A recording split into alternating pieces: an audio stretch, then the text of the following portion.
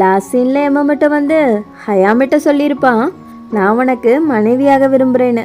கேட்குறக்கு வினோதமாக இருந்தாலும் இது உண்மைதான். இந்த ஸ்டோரி பொறுத்த வரைக்கும் இதில் ஹீரோ தான் ஒய்ஃபு, ஹீரோயினி தான் ஹஸ்பண்டு. என்ன இவன் இப்படி சொல்கிறான்னு நினைக்காதீங்க. பாதியிலேருந்து ஸ்டோரி கேட்கும்போது கொஞ்சம் கன்ஃபியூஸாக தான் இருக்கும். ஆல்ரெடி நம்ம சேனலில் 2 பார்ட் அப்லோட் பண்ணியிருக்கோம், கண்டிப்பாக மிஸ் பண்ணாமல் பாருங்கள். அதோடு நானும் இந்த சேனலில் புதுசாக ஸ்டார்ட் பண்ணியிருக்கதால உங்கள் ஒவ்வொருத்தங்களோட சப்போர்ட்டும் எனக்கு ரொம்ப ரொம்ப ரொம்ப முக்கியம். சப்ஸ்கிரைப் பண்ணி சப்போர்ட் பண்ணுங்கள், வீடியோவை ஸ்கிப் பண்ணாமல் பாருங்கள். இந்த ஸ்டோரி பற்றி நீங்கள் என்ன நினைக்கிறீங்கன்னு கமெண்ட் பண்ணுங்கள். அப்புறம் வாங்க கதைக்குள்ள போயிடலாம். கதையோட ஸ்டார்டிங்கில் நம்ம ஸ்டோரியோட ஹீரோயின் ஹயாமி ஒரு குற்றவாளியாக கோர்ட்டில் ஆஜராயிருக்கா. எதிர்த்தரப்பு வக்கீல் ஹயாமியை பார்த்து, அன்னைக்கு ஒரு நாள் உங்கள் ஆஃபீஸில் உங்கள் கூட ஒர்க் பண்ணுற ஜூனியர் எமமட்டோக்கு நீங்கள் ப்ரப்போஸ் பண்ணீங்களா? இது உண்மைதானா அப்படின்னு கேட்குறாரு. ஆமாம் உண்மைதான், பட் அதுக்கு வேல்யூபிள் ரீசன் இருக்குன்னு எமமட்டோ ஹயாமிக்கு இடையில நடந்த எல்லா விஷயத்தையும் ஷேர் பண்ணிடுறா. இந்த ப்ரப்போசல் அன்எக்ஸ்பெக்டடாக தான் நடந்துச்சுன்னு சொல்கிறா. உடனே எதிர்த்தரப்பு வக்கீல் இருக்காருல்ல, அவர் சொல்கிறாரு, என்னவா இருந்தாலும் நீங்கள் பண்ணது தப்பு தான். எப்படி நீங்கள் உங்களோட ஜூனியருக்கு ப்ரப்போஸ் பண்ணுவீங்க? அது மட்டும் இல்லை ஹயாமி, நீங்கள் உங்களோட பவர் யூஸ் பண்ணி எமமட்டோவை ஹராஸ் பண்ணியிருக்கீங்க. உடம்பு ரீதியாக நீங்கள் அவரை துன்புறுத்திருக்கீங்க அப்படின்னு சொல்லியும் கோர்ட்லேருந்து எல்லாரும் ஃபன்னியாக டான்ஸ் ஆடுற மாதிரி ஒரு ஸ்டெப்பு போட்டுட்டு கோஷம் போட்டுட்டு இருக்காங்க. பவர் ஹராஸ்மெண்ட்டு, செக்ஸுவல் ஹராஸ்மெண்ட்டுன்னு சொல்லிட்டு அவளை நடுவில் விட்டு சுற்றிட்டு இருக்காங்க. அவளுக்கு என்ன பண்ணுறதுன்னே தெரியல, தலையில் கை வச்சுட்டு எல்லாரும் என்ன மன்னிச்சிருங்கன்னு சொல்லியும் பார்த்தா பெட்டில் இருக்கா, கெட்ட கனவு கண்ட மாதிரி முழிச்சிட்டு இருக்கா. இப்போ தான் தெரியுது, லாஸ்ட் எபிசோடில் எம்மகிட்ட ஹயாமிட்ட சொல்லியிருப்பான்ல, நான் உனக்கு மனைவியாக விரும்புகிறேன்னு. அதெல்லாம் நினச்சிட்டே தூங்கியிருப்பா போல், அதான் அந்த மாதிரிலாம் கனவு வந்திருக்கு. அப்படியே குழப்பத்திலேயே ஆஃபீஸுக்கு நடந்து போயிட்டு இருக்கா.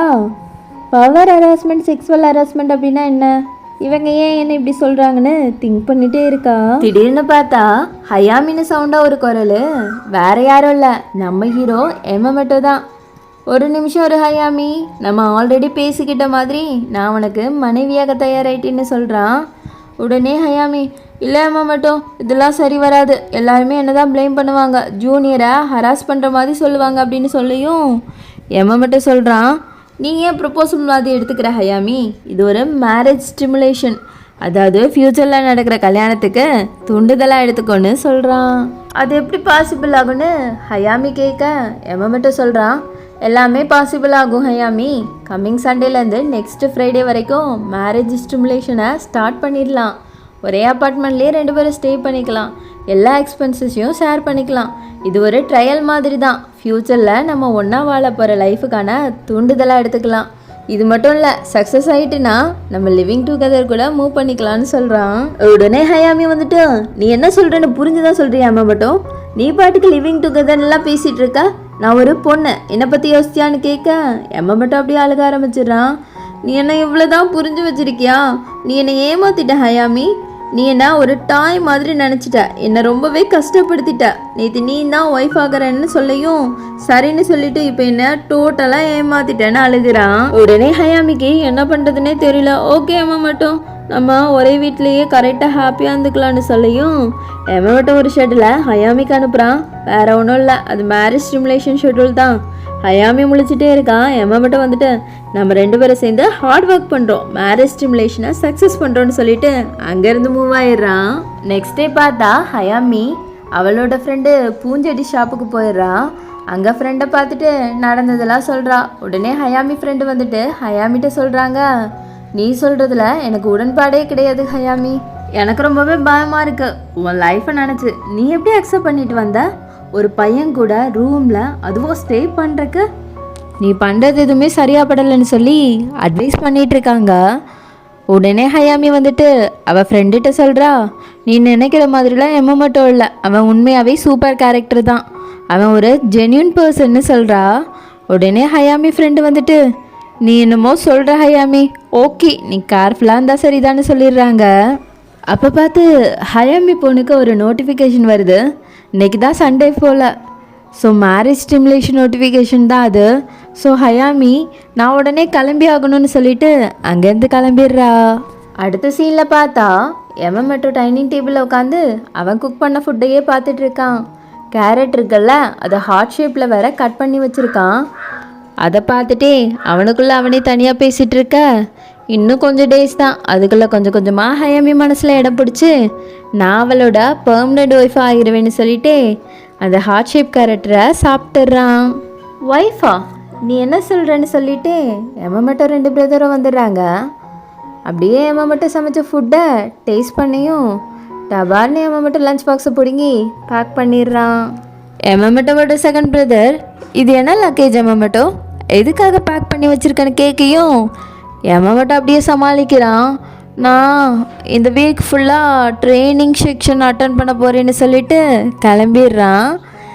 மட்டும் ஃபர்ஸ்ட் பிரதர் மசாமி அவனோட செல்ல தம்பி மட்டும் நினச்சி ஃபீல் பண்ணிகிட்டு இருக்கிறாங்க. இதை பார்த்த செகண்ட் பிரதர், நீங்கள் உங்கள் குழந்தையா லவ் பண்ணுறீங்கன்னா அவன் இந்த உலகத்தை நல்லா எக்ஸ்ப்ளோர் பண்ணிட்டு வரட்டோம்னான்னு சொல்லிடுறாங்க. அடுத்த சீனில் பார்த்தா மட்டும் ஹயாமி அப்பார்ட்மெண்ட்டுக்கு வந்துடுறான். வந்ததுமே கயாமி காலில் பொத்துன்னு விழுந்துட்டு, நான் ஒரு இன்எக்ஸ்பீரியன்ஸ் ஒய்ஃப் தான், நான் உன்னை நல்லாவே கேர் பண்ணி பார்த்துக்கிறேன், நீயும் என்னை நல்லா பார்த்துக்கன்னு சொல்லவே ஹயாமி மட்டும் கேட்குறா, இதில் உனக்கு என்ன பெனிஃபிட் இருக்குன்னு கேட்கையும் மட்டும் சொல்கிறான், நம்ம 2 பேருக்குமே பெனிஃபிட் தான், நம்ம 2 பேரும் ஒன்றா இருந்தால் அப்பார்ட்மெண்ட் ரெண்டை ஷேர் பண்ணி பே பண்ணலாம், அது மட்டும் இல்லை எல்லா எக்ஸ்பென்சஸையும் ஷேர் பண்ணிக்கலான்னு சொல்கிறான். உடனே ஹயாமி கேட்குறா, நீ ஏன் இதெல்லாம் பண்ணணும், அது மட்டும் இல்லை நீ ஃபேமிலியோட தான் ஆல்ரெடி இருக்க அப்படின்னு சொல்லையும் மட்டும் சமாளிக்கிறான். எப்படி இருந்தாலும் ஏதாச்சும் ஒரு சுச்சுவேஷனில் ஃபேமிலியை விட்டு விலகி இருந்து தானே ஆகணும்னு சொல்லிடுறான். அப்புறம் பார்த்தா மட்டும் அவன் கொண்டு வந்த சூட்கேஸ் ஓப்பன் பண்ணி க்ளவுஸ் எல்லாம் மாட்டிகிட்டு இருக்கா. இதை பார்த்தா ஹயாமி, எனக்கு என்னமோ நீ ஹவுஸ் கீப்பிங் கான்ட்ராக்டர் தானா அப்படின்னு சொல்லியும் மட்டும் சொல்கிறான், வீட்டை நீட் அண்ட் க்ளீனாக வச்சுக்கிறது ஒரு ஒய்ஃபோட தலையாய கடமைன்னு சொல்லிட்டு க்ளீன் பண்ண ஆரம்பிச்சிடுறான். கொஞ்ச நேரத்தில் டின்னர் டைம் வந்துடுது. மட்டும் நிறைய ஃபுட்டு சமைச்சு வச்சுருக்கான். ஹயாமி நல்லா சாப்பிட்டுட்டு இருக்கையும் ஒரே ஒரு ஃபுட்டு மட்டும் டேஸ்ட் பண்ண மாட்டேங்கிறா. உடனே மட்டும் அந்த டிஷ் எடுத்து ஊட்டி விட போகையும் ஹயாமி எனக்கு க்ரீன் பீன்ஸ் வெஜிடபிள் பிடிக்காதுன்னு சொல்கிறா. இருந்தாலும் மட்டும் கட்டாயப்படுத்தி ஊட்டி விட்டுறான்.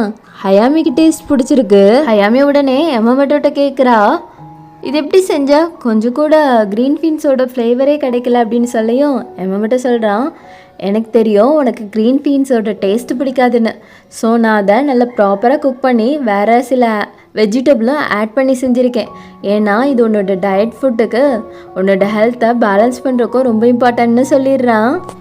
அப்புறமா 2 பேரும் தூங்க போயிடுறாங்க. அலாரம் அடித்து முழிச்சு பார்த்தா மட்டும் காலையிலேயே கிச்சனில் வேலை பார்த்துட்ருக்கான். இன்றைக்கி மேரேஜ் ஸ்டிமுலேஷனோட டே 2 தான் போயிட்டுருக்கு. ஹயாமி முழிச்சு பார்க்கையுமே பிரேக்ஃபாஸ்ட்லாம் ரெடி பண்ணி டேபிளில் வச்சுருக்கான்.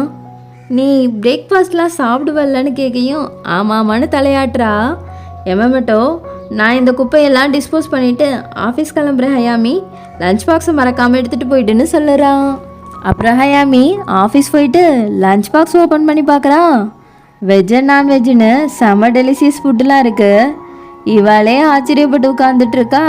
அப்போ பார்த்து ஹயாமியோட சிஓவும் மேனேஜரும் வந்து ஹயாமி லஞ்ச் பாக்ஸை பார்த்துட்டு, இது உண்மையாகவே டெலிஷியஸ் தான் ஹயாமி, நீ கண்டிப்பாக ஒரு ஐடியல் ஒய்ஃப் தானே பாராட்டவும், என்னமோ அவளே காலையில் முழிச்சு சமைச்ச மாதிரி ரியாக்ஷன் கொடுத்துட்ருக்கா.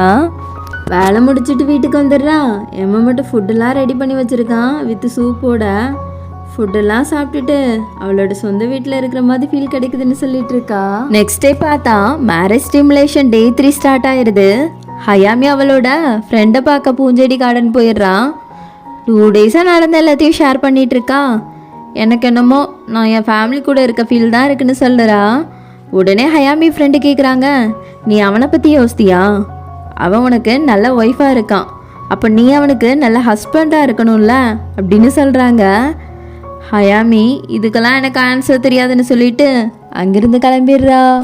கொஞ்ச நேரம் கழிச்சு ஹயாமி மட்டுக்கு ஸ்டப்டு எக் பேப்பர்ஸ் அப்படிங்கிற டிஷ்ஷு நைட்டு டின்னருக்கு வேணும்னு டெக்ஸ்ட் பண்ணியிருக்கா. இவனும் ஓகேன்னு சொல்லிட்டு 2 பேரும் மேரிட் கப்பலாக பிஹேவ் பண்ணுறோன்னு சொல்லிட்டு இருக்கையும் ரேகானோட ஹச்ஆர் இருக்காங்கல்ல அகமின் ரெய்னா வந்துட்டு யார் மேரிட் கப்பலுன்னு கேட்கவும் உடனே மட்டும் அதெல்லாம் ஒன்றும் இல்லை, நான் எனக்கு நானே சொல்லிட்டு இருக்கேன்னு சொல்லியும் ரெய்னா மட்டும் பக்கத்தில் வரா. மட்டும் யூஸ் பண்ணியிருக்க பர்ஃப்யூம் ஸ்மெல்லு ரொம்ப லைட்டு ஃப்ளேவராக இருக்கும் போல். உடனே ரெய்னா வந்துட்டு ஓ மேலே டிஃப்ரெண்ட் பர்ஃப்யூம் ஸ்மெல் வருது, எப்பயுமே ரொம்ப ஸ்ட்ராங்கான பர்ஃப்யூம் ஃப்ளேவர் தான் உன் மேலே வரும், நீ இப்போ வேற யார் வீட்லையாவது இருந்து ஆஃபீஸ் வரியான்னு கேட்கையும் எமமட்டோ இதெல்லாம் உனக்கு தேவையில்லைன்னு சொல்லிட்டு அங்கேருந்து கிளம்பிடுறான். ஹயாமி வந்துட்டு அவள் ஃப்ரெண்டு பேசினதே திங்க் பண்ணிட்டு ரோட்டில் நடந்து போயிட்டுருக்கா. சிக்னல் போட்டிருக்கதை கவனிக்காமல் கிராஸ் ஆகுறா. உடனே ஒருத்தர் அவளை அப்படியே தடுத்துடுறாங்க. இல்லைன்னா ஒரு சின்னதாக ஆக்சிடெண்ட் ஆகிருக்கும். அவளை காப்பாற்றின பர்சன் ரொம்ப டாலாக இருக்காரு. உடனே ஹயாமி இவர் யாருன்னு பார்த்தா ஹொகா லோரின்னு ஒருத்தர் புதுசாக ரேகானோட கம்பெனியில் ஜாயின் பண்ணியிருக்காரு. அவர் தான் ஹயாமியை காப்பாற்றிருக்காங்க. இவர் ஆல்ரெடி வேறு பிரான்ச்சில் ஒர்க் பண்ணிவிட்டு இங்கே ட்ரான்ஸ்ஃபர் ஆகி வந்திருப்பார். ஆஃபீஸில் பார்த்தா ஹோகா லோரியோட இன்ட்ரோ வேறு லெவலில் இருக்குது. சிஓ லோரியோ புகழ்ந்து பேசிகிட்டு இருப்பாரு. அப்புறம் பார்த்தா ஹயாமியோ லோரியோ சேர்த்து வச்சு புகழ்ந்து பேசிகிட்டு இருப்பாங்க. இதெல்லாம் பார்த்துட்டு இருந்த எமமட்டோவுக்கு செம்ம கடுப்பாகும். என்னடா நம்ம ஆளை வேற ஒருத்தங்க கூட பேர் பண்ணி பேசுகிறாங்கன்னு நினச்சி கடுப்பில் இருக்கும்போது ஆஃபீஸில் உள்ள எல்லா பொண்ணுங்களும் வேற லோரி கூட ரவுண்டாக டேபிள் சேர் செட் பண்ணி உட்காந்து பேசிட்டு ஃபன் பண்ணிகிட்டு இருக்காங்க. கொஞ்ச நேரத்தில் லோரி ஒரு டங் ட்விஸ்டர் சொல்லி மற்றவங்கள சொல்லி சேலஞ்ச் பண்ணிட்டு இருப்பாரு. உடனே ஹனசுகாராம் சொல்ல ட்ரை பண்ணுவான். பட் அவனுக்கு ப்ராப்பராக டங் ட்விஸ்டர் வராது. இப்படியே எல்லாரும் ஃபன் பண்ணி பேசிகிட்டு இருக்கவும் ஹயாமி வந்துட்டு லோரி கிட்ட ஒர்க் ரிப்போர்ட் பற்றி டிஸ்கஸ் பண்ணிகிட்டு இருப்பா. உடனே லோரி நம்ம தனியாக போய் இதெல்லாம் பேசிக்கலான்னு கூப்பிட்டு போயிடுவான்.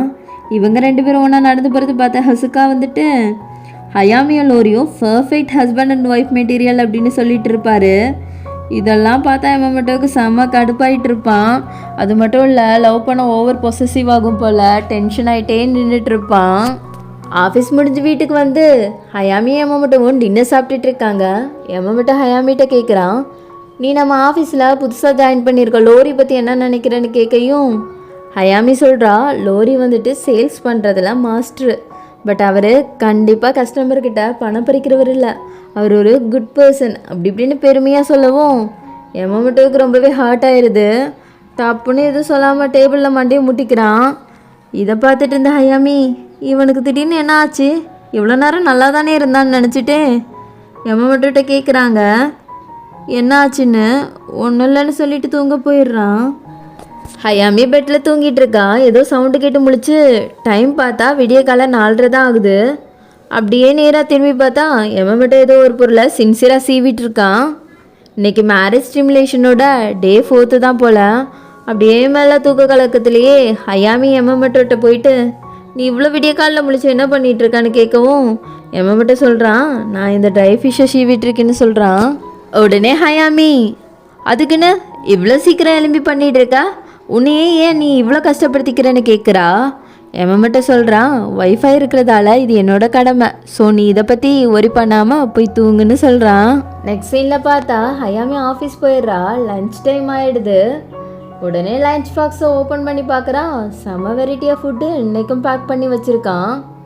ஹயாமி டேஸ்ட் பண்ணி பார்த்துட்டு உண்மையாகவே டேஸ்ட்டு சூப்பர் தான் சொல்லையும் சிஇஓவும் ஹசுகாவும் லன்ச் பாக்ஸை பார்த்துட்டு இவ்வளோ வெரைட்டியா, நீ மட்டும் சமைக்கிறியா, உண்மையாகவே நீ அமேசிங் தான் ஹயாமி, நீ கண்டிப்பாக ஐடியல் ஒய்ஃப் மெட்டீரியல் தானே சொல்லிட்டு கேபினுக்குள்ளே போகையும் குறுக்கால எமமட்டோ தூக்க கலக்கத்தோடு வரான். இவங்கள பார்த்துட்டு விஷ் பண்ணுற மாதிரியே சமாளிச்சுட்டு அங்கேருந்து போயிடுறான். இதெல்லாம் பார்த்துட்டு இருந்த ஹயாமி ரொம்பவே கில்ட்டாக ஃபீல் பண்ண ஆரம்பிச்சிடுறா. அடுத்த சீனில் பார்த்தா ஹயாமி ஃப்ரெண்டை பார்க்க பூஞ்செடி கார்டன் வந்திருக்கா. இன்றைக்கி மேரேஜ் ஸ்டிமுலேஷனோட டே 5 ஆகுது போல்.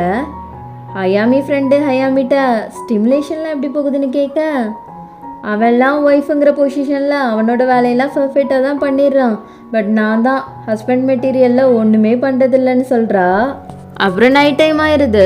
எமமட்டோ ஏதோ ஒயிட் கிளாத்தை அயன் பண்ணிகிட்ருக்கான். உடனே ஹயாமி, இது ஏன் நீ இப்போ பண்ணிகிட்ருக்கா அப்படின்னு கேட்கையும் எமமட்டோ சொல்கிறான், ஒரு ஒய்ஃபு கண்டிப்பாக அவங்க வேலையெல்லாம் பர்ஃபெக்டாக பண்ணுறது தப்பு இல்லை, நான் ஒரு நல்ல ஒய்ஃபாக எல்லா வேலையும் முடிச்சுட்டு தூங்குறேன், நீ போய் தூங்குன்னு சொல்லிடுறான். அடுத்த சீனில் பார்த்தா எமமட்டோவும் ஹயாமியும் ஆஃபீஸ் வந்துடுறாங்க. இன்றைக்கி மேரேஜ் ஸ்டிமுலேஷனோட லாஸ்ட் டே போல். ஆஃபீஸ் கேபினில் நுழையும் போதே சிவி எமமட்டோட்ட கேட்குறாங்க, இன்றைக்கி ஃப்ரைடே தானே எமமட்டோன்னு கேட்க ஆமான்னு சொல்கிறான். அப்புறம் ஏன் எமமட்டோ நெக்ஸ்ட்டு வெனஸ்டே டெலிவரி பண்ண வேண்டிய வேக்கம் கிளீனரை இன்றைக்கி டெலிவரி பண்ணிட்ட, வர வர நீ ஓவர் ஒர்க் பண்ணுற, என்ன ரீசன்னே தெரியலன்னு சொல்லிட்டு அங்கேருந்து கிளம்பிடுறாரு. ஈவினிங் ஆகிட்டு ஹயாமி எமமட்டோவும் வாக்கிங் மாதிரி போயிட்டுருக்காங்க. எம மட்டும் ஹயாமிட்ட கேட்குறான், இன்னைக்கு நான் என்ன டின்னர் செய்யட்டும்னு. உடனே ஹயாமி, எனக்காக இன்னைக்கு எதுவும் செய்ய வேணாம், டுடே ஃப்ரைடே, ஸோ நான் முடிக்க வேண்டிய ஒர்க்கு நிறையாவே இருக்குது, நான் வீட்டுக்கு வர ரொம்பவே லேட் ஆயிருன்னு சொல்லிட்டு கிளம்பிடுறா. அப்புறம் பார்த்தா எல்லாரும் ஆஃபீஸ் விட்டு கிளம்பிடுறாங்க, எக்ஸப்ட் லோரி ஹயாமி தவிர. ஹயாமி ஒர்க் பண்ணிட்டு இருக்கா. எம மட்டும் வீட்டிலேருந்து டெக்ஸ்ட் பண்ணுறான், நான் உனக்கு குக் பண்ணி வச்சுட்டு வெயிட் பண்ணிட்டு இருக்கேன், நீ ஒர்க் முடிச்சுட்டு வா, சேர்ந்து சாப்பிட்லான்னு சொல்கிறான். உடனே ஹயாமி, எனக்கு வெயிட் பண்ண வேணாம் எம மட்டும், நீ போய் சாப்பிட்டுட்டு தூங்குன்னு சொல்லிடுறா. ஸ்டில் மேடம் பிஸியாக ஒர்க் பண்ணிட்டு இருக்காங்க. லோரி அப்போ வந்துட்டு, நீ இன்னும் வீட்டுக்கு போகலையா ஹயாமி?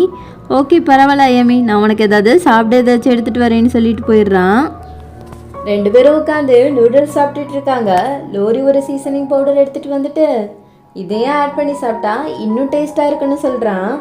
இந்த காம்பினேஷனை எங்கேயோ பார்த்த மாதிரி இருக்கு ஹயாமிக்கு. அப்புறம் தான் ஞாபகம் வருது, அவள் ரெகுலராக வாட்ச் பண்ணுற ஃபுட் ரிவ்யூ சேனலில் தான் இதை பார்த்துருக்கான்னு. உடனே லோரி ஒரு ஃபுட் ரிவ்யூ சேனலில் காமிச்சு இதுவான்னு கேட்குறான். இவளும் ஆமாம் இந்த சேனல் தான்னு சொல்கிறா. உடனே லோரி வந்துட்டு, இது ஏன் சேனல் தான் அப்படின்னு சொல்கிறான். ஹயாமி உடனே ரொம்பவே சர்ப்ரைஸ் ஆயிடுறா. அது மட்டும் இல்லை, எனக்கு உங்களோட ஃபுட்டு காம்பினேஷன் ரொம்பவே பிடிக்கும்னு சொல்கிறா. இதை கேட்டுட்டு இருந்த லோரி சொல்கிறாங்க, உங்களுக்கு ஜங்க் ஃபுட்டுலாம் பிடிக்குமா? நான் நினச்சிட்டு இருக்கேன் உங்களுக்கு வெறும் டயட் ஃபுட்டு தான் பிடிக்கும்னு சொல்லியும் ஹயாமியும் ஆமாம்னு சொல்கிறா. ரீசெண்டாக என் கூட என்னோடய ஃப்ரெண்டு ஒருத்தங்க ஸ்டே பண்ணியிருக்காங்க. அவங்க நான் சாப்பிட்றக்கு ஜங்க் ஃபுட்டெல்லாம் அலோவ் பண்ணவே மாட்டாங்க. அது மட்டும் இல்லை, நான் என்ன ஃபுட்டு கேட்டாலும் ஃப்ரெஷ்ஷாகவே சமைச்சு தருவாங்கன்னு சொல்லியும் லோரி சொல்கிறாங்க, என்னோட அம்மாவும் இப்படி தான், எனக்கு ஜங்க் ஃபுட்டெல்லாம் அலோவ் பண்ணவே மாட்டாங்க, எல்லா அம்மாவுமே குழந்தையோட ஹெல்த்து நல்லா இருக்கணும்னு தான் நினைப்பாங்கன்னு சொல்லியும் ஹயாமி திங்க் பண்ணுறான். அப்போ எம்ம மட்டும் அம்மா மாதிரி பார்த்துக்கிறானான்னு நினைக்கிறா. கொஞ்ச நேரம் கழிச்சு எம்ம மட்டும் டைம் பார்க்குறான், மணி 9 ஆயிருக்கு. உடனே இவன் லஞ்ச் பாக்ஸை பேக் பண்ணிவிட்டு ஆஃபீஸ் போயிடுறான். அங்கே பார்த்தா ஹயாமி ஆல்ரெடி ஃபுல் கட்டிகிட்டு இருக்கா. இதை பார்த்ததும் ஷாக் ஆகி கொண்டு வந்த பேக்கை டப்புன்னு கீழே போட்டுடுறான். லோரி இதை பார்த்துட்டு இருக்கதை பார்த்ததுமே, சாரி நான் ஒரு திங்கை மிஸ் பண்ணிட்டேன் அப்படின்னு சொல்லிட்டு சமாளிச்சுட்டு அங்கேருந்து கோபமாக போயிடுறான். ரோட்டில் கோபத்தோடு நடந்து போயிட்டுருக்கான். பின்னாடியே ஹயாமி, எம்மட்டோ கொஞ்சம் நில்லு பேசணும்னு சொல்லியும் அவன் திரும்பி பார்த்துட்டு என்னன்னு கேட்குறான். உடனே ஹயாமி, நாங்கள் பேசிகிட்டு இருந்ததை நீ எவ்வளோ கேட்டேன்னு கேட்கையும் நீ ஃபீல் லைக் மதர்னு சொல்லிட்டு இருந்தல்ல, அது வரைக்கும் கேட்டேன்னு சொல்கிறான். உடனே ஹயாமி சொல்கிறான், நீ ஒய்ஃபுங்கிற சாணத்துலேருந்து நீ எனக்கு எல்லாமே கரெக்டாக தான் பண்ணியிருக்க, பட் நான் உனக்கு இதுக்கெல்லாம் என்ன ரிட்டர்ன் பண்ண போகிறேனே தெரியலன்னு சொல்லியும் எம்ம மட்டும் சொல்கிறான், அப்போ நம்மளோட மேரேஜ் ஸ்டிமுலேஷன் ஃபெயிலியர் அப்படி தானே சொல்கிறேன், ஓகே பாய், இதோட நான் கிளம்புறேன்னு சொல்லிட்டு அங்கேருந்து கிளம்பிடுறான். ரெண்டு பேரும் அவங்கவுங்க வீட்டுக்கு கவலையோடு போயிடுறாங்க. அடுத்த நாள் தூங்கி முழிச்சா ஹயாமி வீட்டுக்கு யாரோ காலிங் பெல் அடிக்கிறாங்க. ஹயாமி எக்ஸைட்மெண்ட்டோட எப்படியோ அம்மா மட்டும் தான் வந்திருப்பான்னு போய் பார்க்குறா. ஹயாமியோட அம்மா தான் வந்திருக்காங்க. ஹயாமி உடனே, என்ன மம்மி சடனாக வந்திருக்குங்கன்னு கேட்கையும், இப்போ கூட என்னால் நம்ப முடியல, நீ தான் வீட்டை க்ளீன் பண்ணி வச்சிருக்கியான்ட்டு. நானும் அப்பாவும் நினச்சோம் கண்டிப்பாக நீ ரூமை கான்ட்ராக்டர் வச்சு தான் க்ளீன் பண்ணியிருப்பேன்னு. அது மட்டும் இல்லை ஹயாமி, நீ இந்த ரூமை க்ளீன் பண்ணுறக்கு நிறையா அமௌண்ட் பே பண்ணியிருப்பனும் தெரியும் அப்படிங்கிற மாதிரி சொல்கிறாங்க. இனிமேல் மேட்ச் மேக்கிங் ஆப்லாம் தேவைப்படாது, உன் கூட இனிமேல் யாருனாலும் கம்ஃபர்டபுளாக ஸ்டே பண்ணலாம், உன் ஃப்ரெண்ட்ஸு ரிலேட்டிவ்னு யாருனாலும் கூப்பிட்டு வரலான்னு சொல்லிட்டு இருக்கவும் ஒரு சூப் செஞ்சு ஹயாமிட்ட கொடுக்குறாங்க. ஹயாமி உடனே, அம்மா நீங்கள் இப்போது எல்லா திங்ஸும் வாங்கிட்டு வந்து ப்ரிப்பேர் பண்ணிங்களான்னு கேட்க, இல்லை ஹயாமி நான் இன்ஸ்டன்ட் சூப் பவுடர் வச்சுருக்கேன், அதில் தான் ப்ரிப்பேர் பண்ணேன்னு சொல்கிறாங்க. ஹயாமி அப்புறமா ஆஃபீஸ் கிளம்பி போயிடுறா. எம்மட்டோ பார்க்குறக்கு சோகமாக நடந்து வந்துட்டு இருக்கான். ஹயாமி அம்மாட்டோவை பார்த்து, நான் உங்ககிட்ட கொஞ்சம் தனியாக பேசணும்னு சொல்லிட்டு அவங்க அம்மா பண்ணி கொடுத்தாங்கல்ல சூப்பு, அது கொடுக்குறான். குடிச்சு பார்த்துட்டு எம்மட்டோ டேஸ்ட் நல்லா தான் இருக்கு, நீ செஞ்சியான்னு கேட்குறான். உடனே ஹயாமி, இல்லை நான் பண்ணலன்னு ஒரு பேக்கெட்டை காமிக்கிறான். இந்த இன்ஸ்டன்ட் சூப்பு 25 பேக்கெட் வெறும் 298 ரூபா தான். இனிமேல் சூப் மேக் பண்ணுறக்கு கஷ்டம்லாம் இல்லை, ஏர்லி மார்னிங் எழும்பி ட்ரை ஃபிஷ்ஷை சீவ வேண்டிய அவசியம் இல்லைன்னு சொல்லியும் எம்ம மட்டும் சொல்கிறான், அப்போ நான் ஒரு மனைவியாக தோத்துட்டேனான்னு கேட்குறான். ஹயாமி சொல்கிறா, இல்லை எம்ம மட்டும் நீ ஒரு ஒய்ஃபாக எல்லாமே பர்ஃபெக்டாக பண்ணியிருக்க, நான் தான் ஒரு ஹஸ்பண்டாக என்ன உனக்கு ரிட்டர்ன் பண்ணுறதுன்னு தெரியலன்னு சொன்னேன்ல, அது தப்பு, என்னாலேயே நல்ல ஹஸ்பண்டாக எல்லாமே பண்ண முடியும்னு சொல்லியும் எம்ம மட்டும் ஷாக் ஆயிடுறான். ஏன்னா ஹயாமியே எம்ம மட்டும் மேலே இன்ட்ரெஸ்ட் இருக்குது, ஸோ ஆல்மோஸ்ட் ப்ரப்போஸ் பண்ணிடுறா. அப்புறம் மட்டும் நீ ஹவுஸ் கீப்பிங் குக்கிங் எல்லா வேலையும் பார்த்துக்கோ, நான் வீட்டோட எக்ஸ்பென்சஸ் எல்லாத்தையும் பார்த்துக்கிறேன்னு சொல்கிறா. அது மட்டும் இல்லை, நான் தான் பில்லர் ஆஃப் ஹவுஸ்ன்னு சொல்லிட்டு இருக்கா.